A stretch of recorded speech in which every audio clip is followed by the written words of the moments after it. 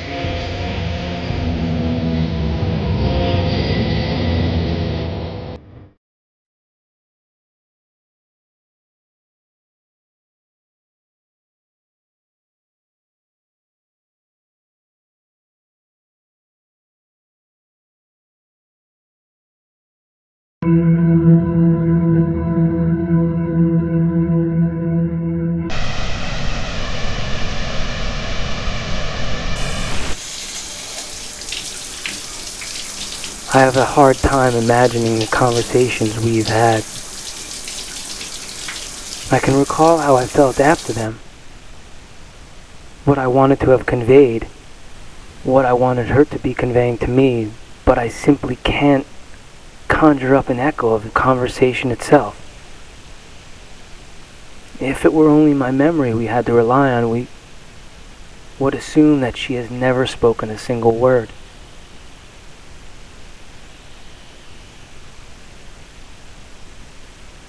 I see her, from behind, always turned away.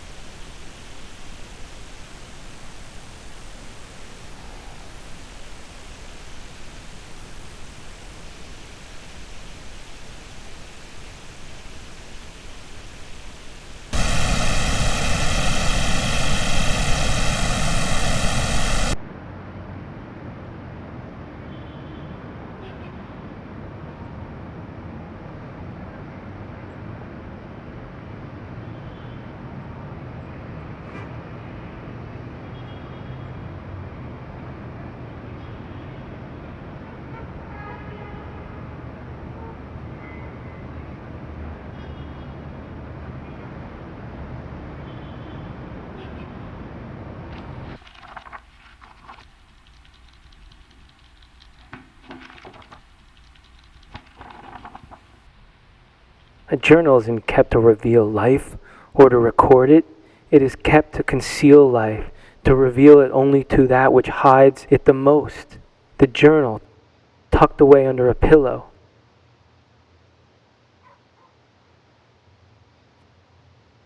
If we meant to reveal when we write diaries and journals, we would write on walls and the sides of buses. We would tell the person sitting next to us rather than cramp our hands to lock it away. Then life is only brought out into daylight after death, in the night when the journal seal is broken, the diary's lock picked.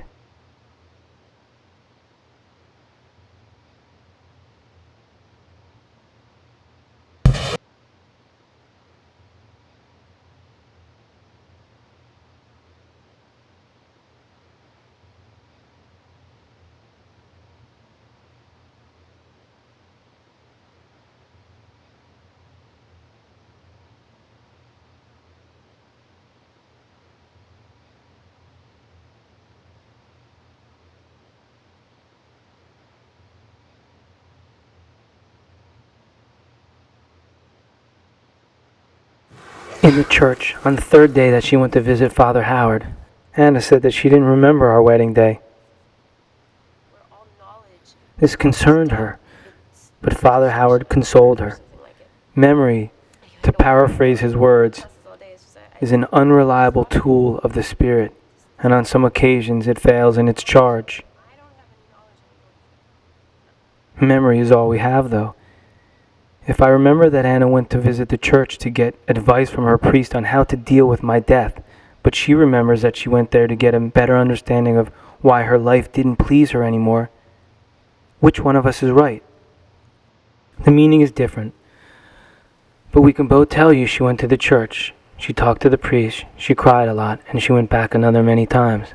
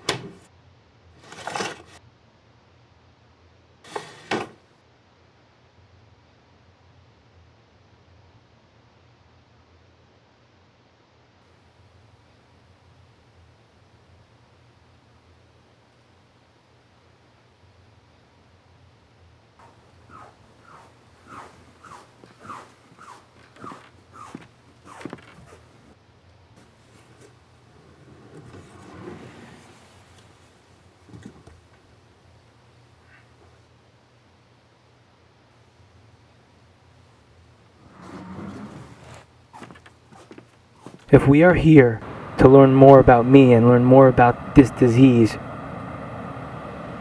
wouldn't it be more prudent, more efficient, to contain here a less filtered me?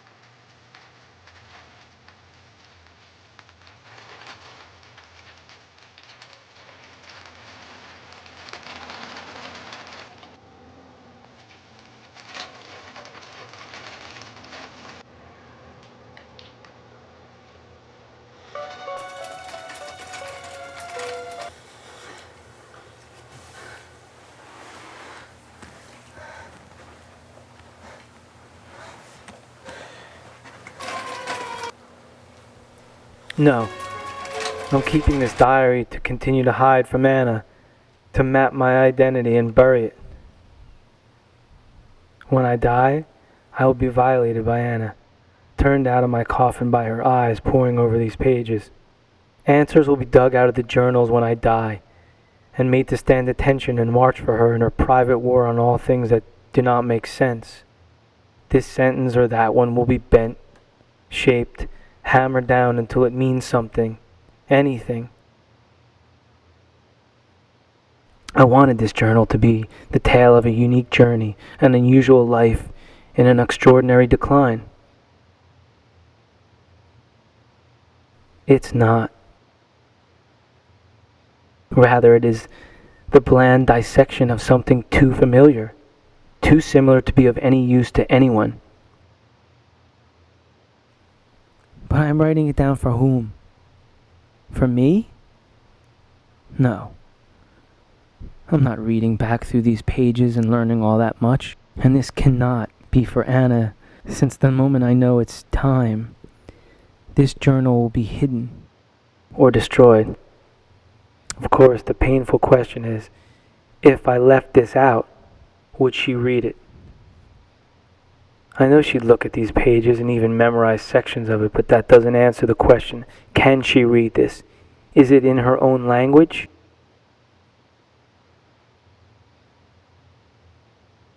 She isn't concerned about the content. She wants the form, the comfort that there are answers regardless of what they are.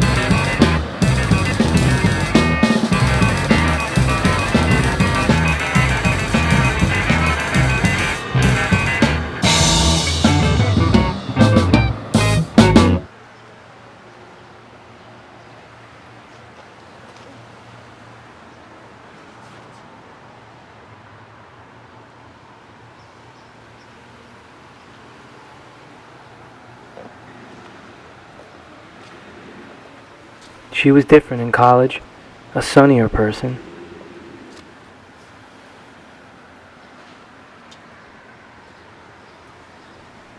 Now she's dark, secretive. I guess I have darkened a little too. Gained a little shade around the edges that wasn't there before. Is this part of it?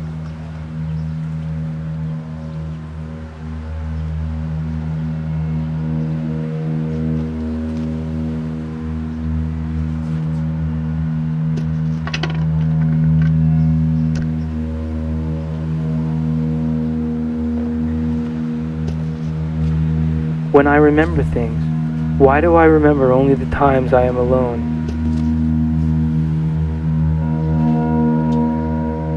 after she has left the room.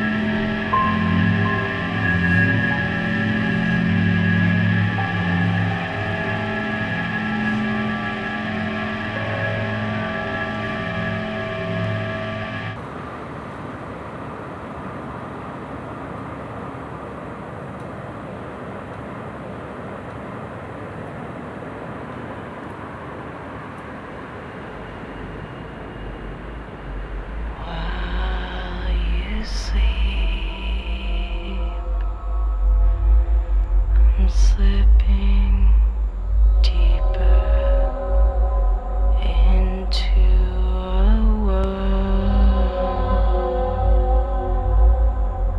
I thought was dead.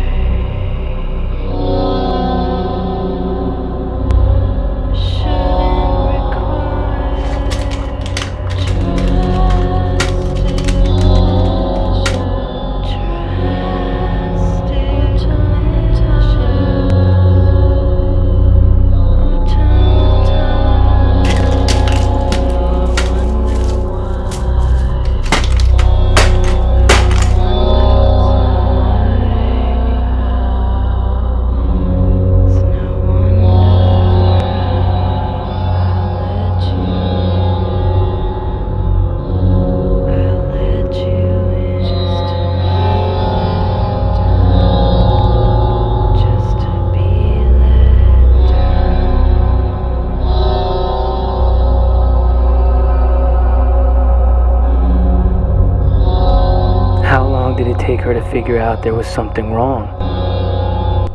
How suspicious was she all those first nights when she used to set her alarm and sneak out here to see if I was awake? Well, what a strange thing to be wrong.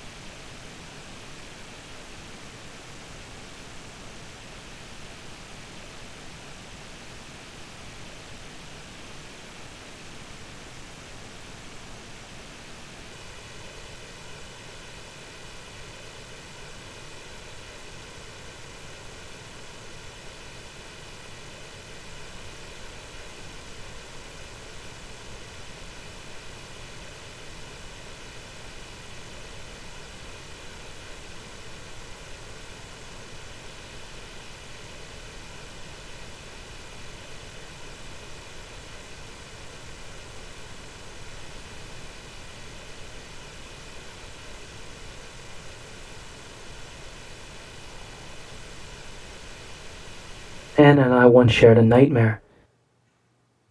I wasn't in it. Not in this form. Nor was she. But all the same, it was something we had together.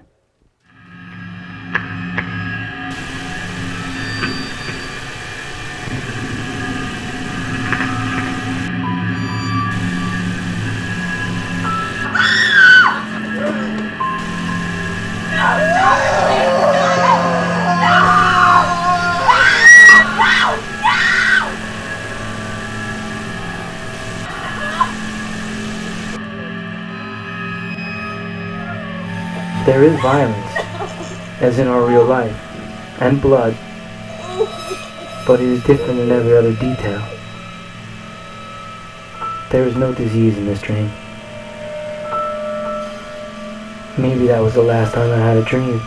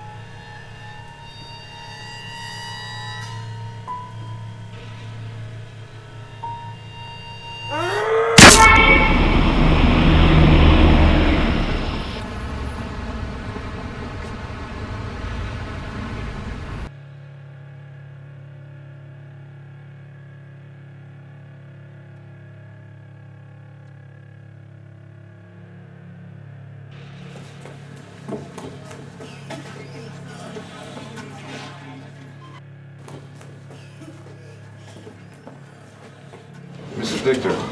Mrs. Dichter. Excuse me, are you Mrs. Dichter? Yes. I'm Dr. McKay. Is he all right? Well, we're taking him into surgery now. If we're able to reattach it, the best we can hope for is limited mobility.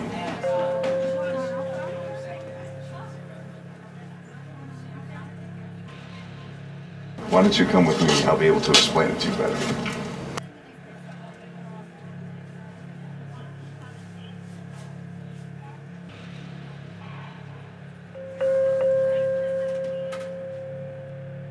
Why won't you let me see him? What's wrong with you people? Right now you really need to calm down. Okay, I understand that you're going through a very... No, you don't understand. Okay, fair enough. We probably don't understand everything, but that's why we're here. If we're going to help your husband and you, we need to know exactly what's going on. It was an accident. Artie was just... Mr. Dichter.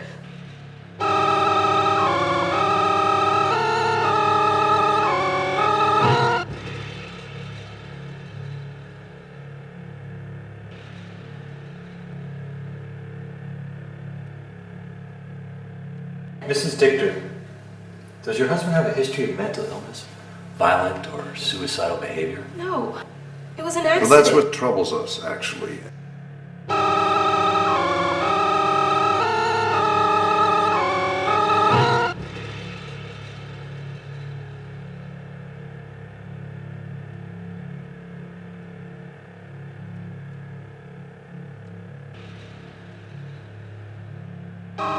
There were two cavities, two cuts above the severage, which means your husband cut his hand twice.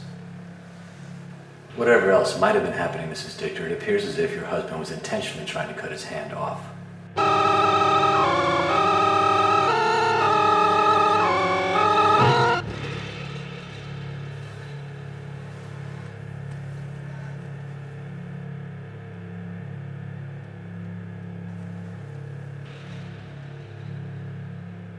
Will you just please put him in surgery and then He this has will all be adhesive over? marks on his forearm. Well, why don't you just ask him? He'll tell you the same thing. Indeed. Exactly the same. You're aware that your husband was in this very What is emergency this? room just 5 weeks ago? Of Of course I am. I drove him here. He overdosed on sleeping pills. We had to pump his stomach. But that was an accident. He can't sleep. Is your husband suicidal? We can help you. No, he's not. No, you can't. He can't sleep. Insomnia is often a sign of depression. It's not insomnia. It's different. We don't know what it is. Explain to us then.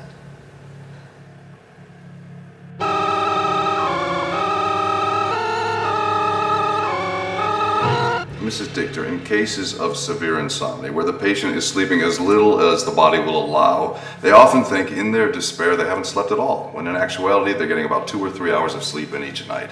The human body simply cannot go without sleep. It would That's what I'm eventually trying stop. to tell you. He's dying.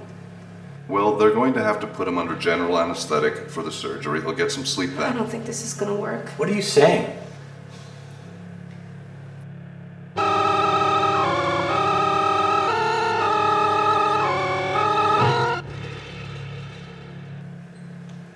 He cut off his hand because he thinks that you can put him under. Christ. And you knew about this. Well, not before. He told me on the way here.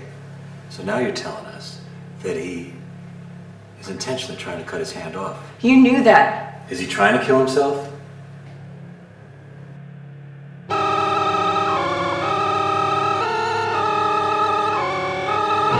You both believe that he's dying, that he doesn't sleep at all. You'll see when you try to put him under. Well, in any event, we're going to have to keep him here for 72 hours under suicide watch. That's hospital procedure. It can't be helped. We'll see about the insomnia then. Mrs. Dichter's self-destructive behavior like this can often be externalized. You understand what I'm saying to you?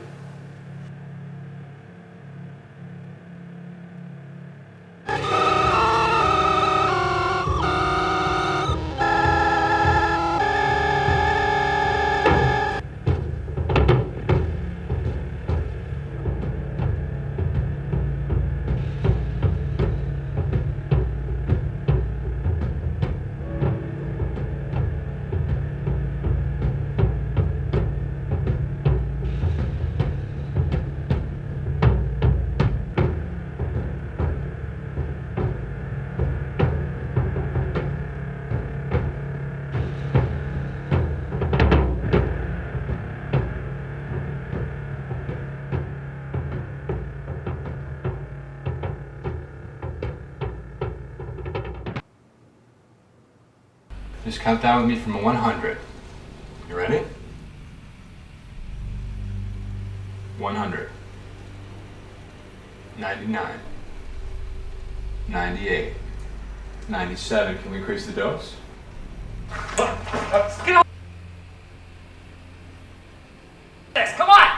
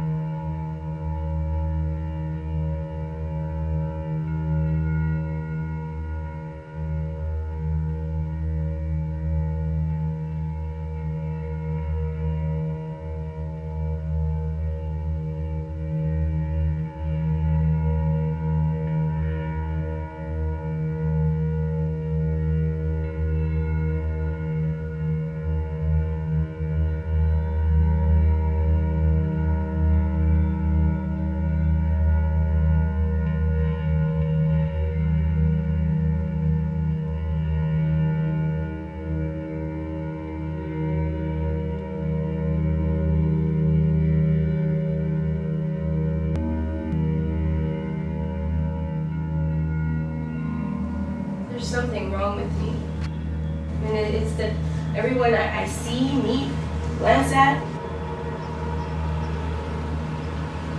looks like someone I used to know and have lost touch with. Like I know everyone all at once.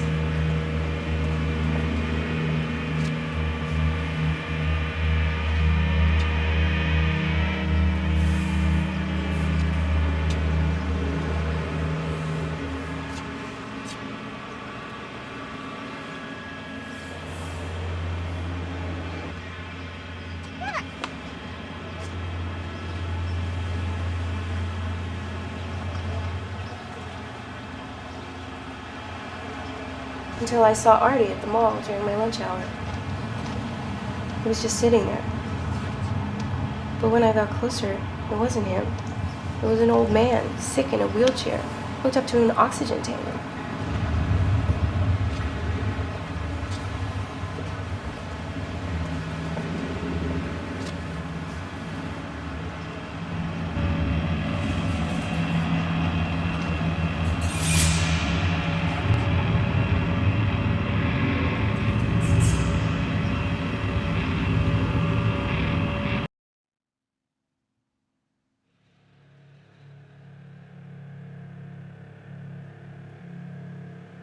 Has he slept here at all?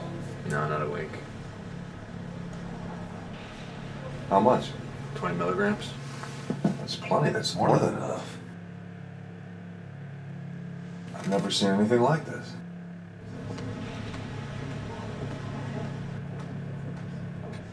What is it? Nothing. It's nothing.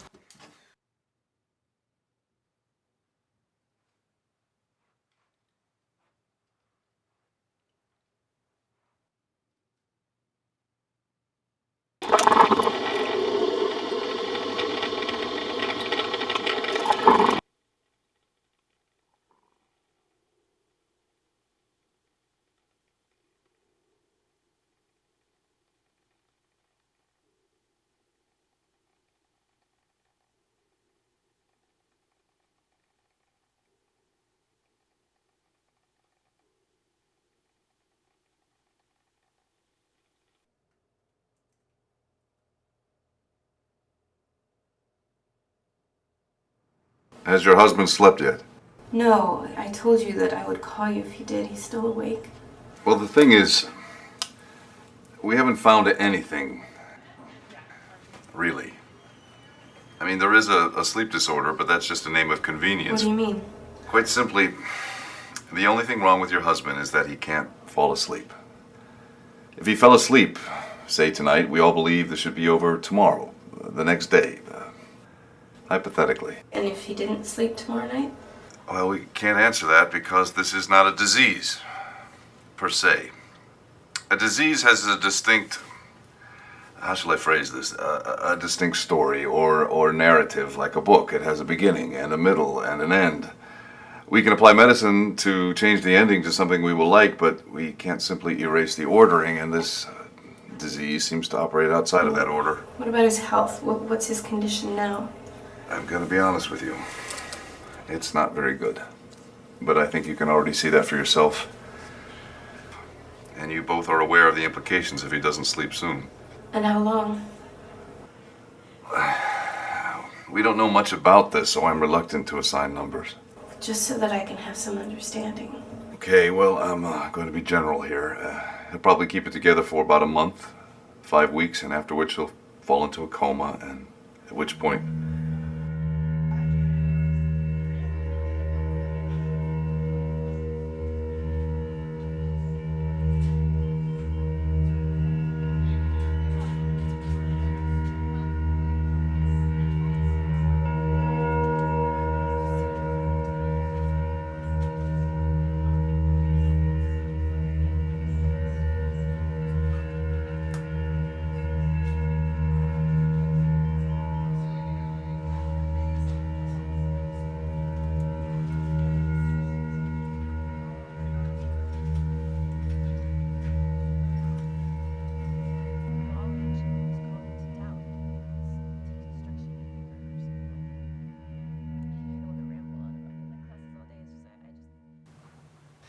Well, since he got sick, if that's what it really is, he hasn't asked me about work once.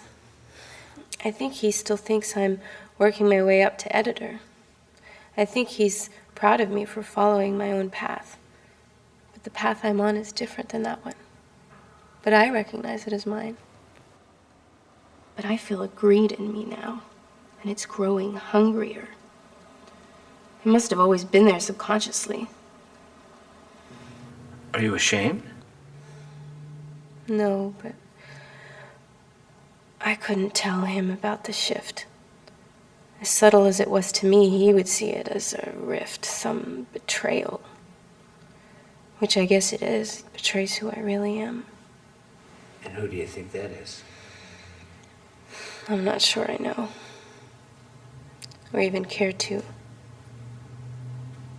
Now, when I find myself overwhelmed by the thought of Artie dying, I try and comfort myself with the thoughts of the money coming in.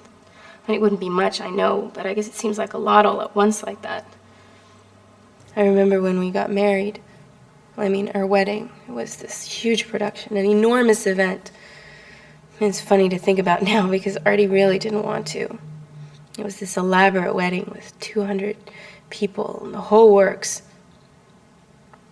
He thought it was too bourgeois. Now I don't even remember why I talked him into it. I don't remember that day at all. And then I think maybe it's his job that got him sick. And when he dies, I can be one of those widows on Dateline and sue and get rich. Sure, it'll never bring him back, they say.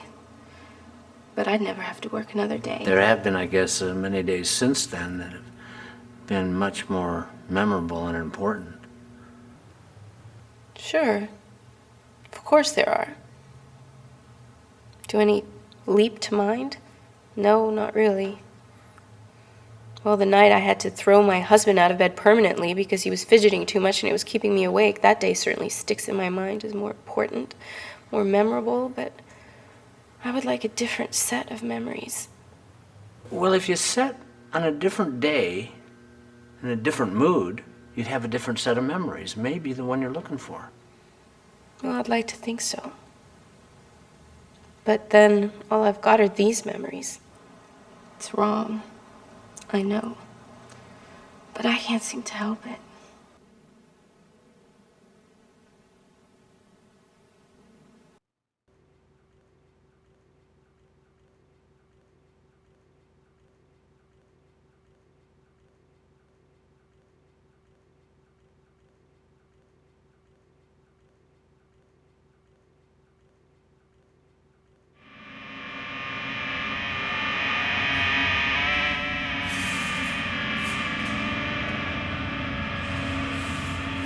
If you think fortune has changed towards you, you are wrong.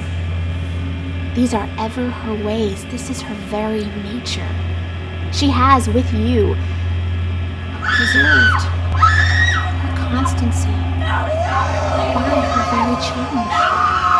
She was ever changeable at the time when she smiled at you. and she was mocking you with false good fortune. If she fills you with horror, thrust her away from you, for she tempts you to your ruin.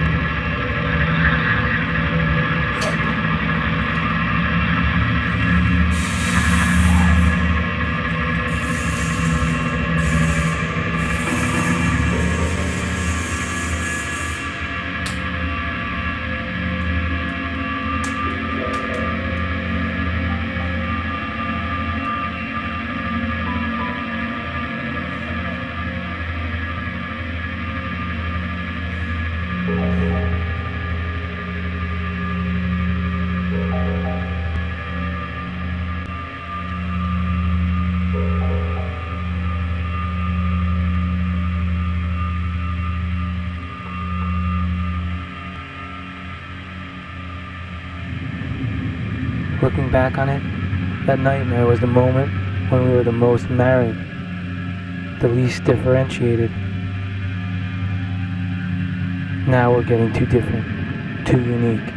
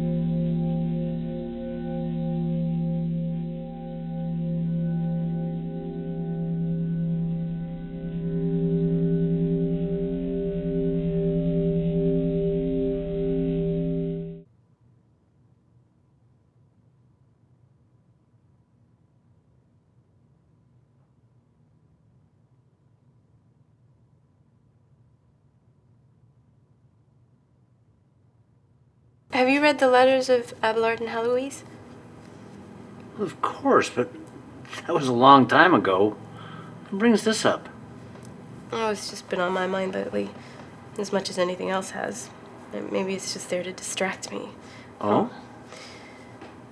If Augustus himself asked me to be his wife, I would rather be your whore than the queen of all Rome's empire. Artie used to write me beautiful letters. But that was when he was a writer. He's a writer? Well, he used to be. Abelard brags that it was easy to seduce Heloise because she was so eager to be loved. But I think that she was won over, like I was, by his words. But once they're married, once she's devoted to him,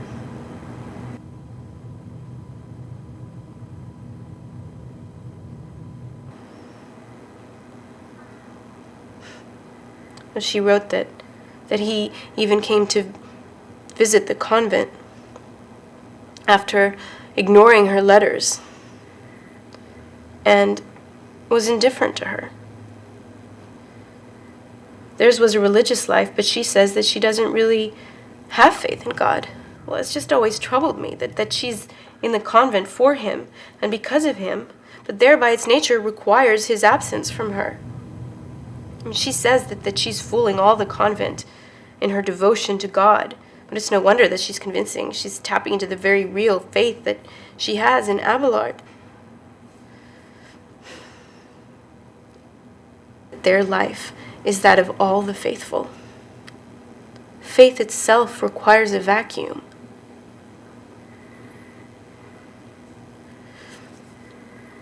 My faith has always been in reason, knowledge, in the experiential fact. But now with Arthur wasting away before me, I have completely lost touch with reason. I can't think anymore. I can't remember anything. I can hardly read without questioning or doubting the very basis of everything. Even now, in its absence, I have more faith in reason than ever. But it is this very faith in the rectitude of reason that tells me that it, like Abelard, will never materialize again.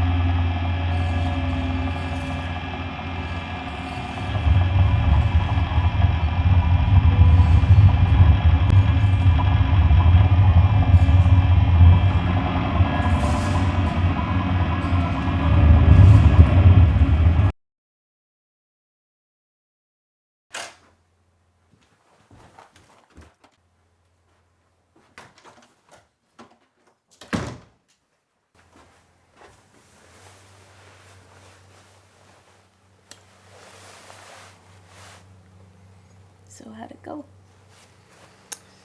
All right, I guess.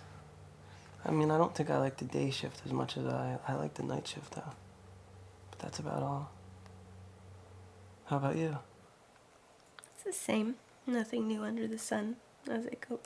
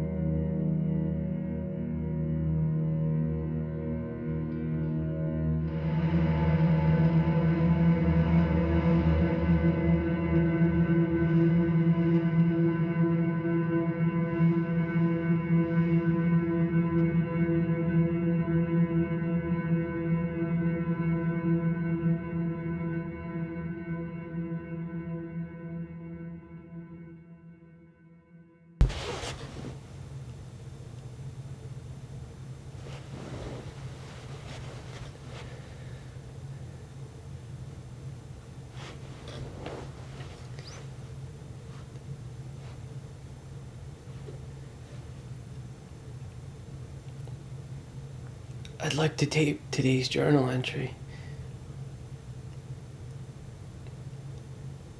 I've made note of it in the journal itself so that there's no confusion.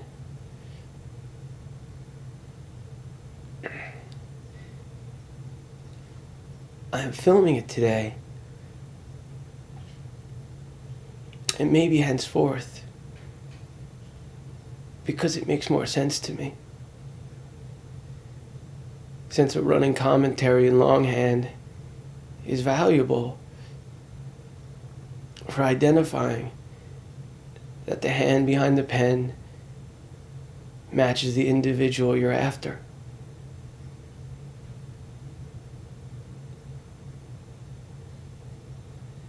Not just you police out there, but you literary detectives too, I think.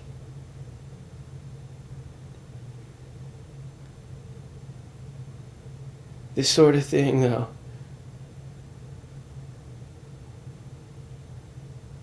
doesn't do anything to prove that he existed in the first place. It took this disease to really convince me of this. I've really been thinking a lot about the difficulty that Anna and I had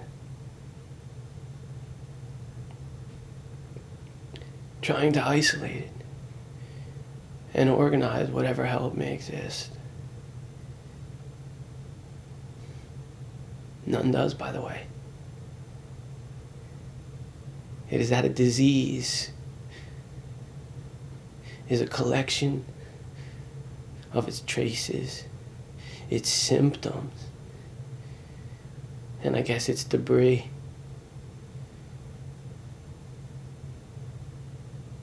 We know it is there by this trash that it leaves behind. We know who it is. By what kind of trash we find. If I am to be an entire affliction,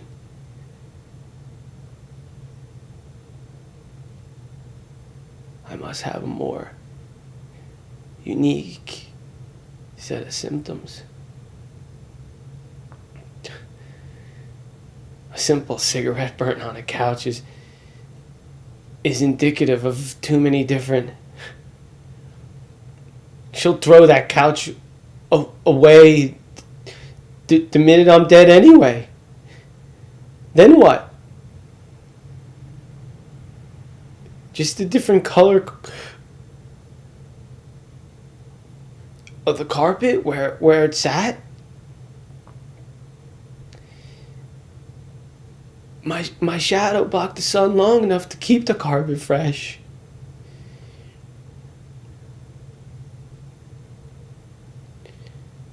But was it me?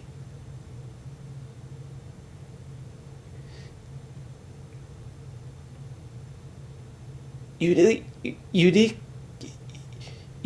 me?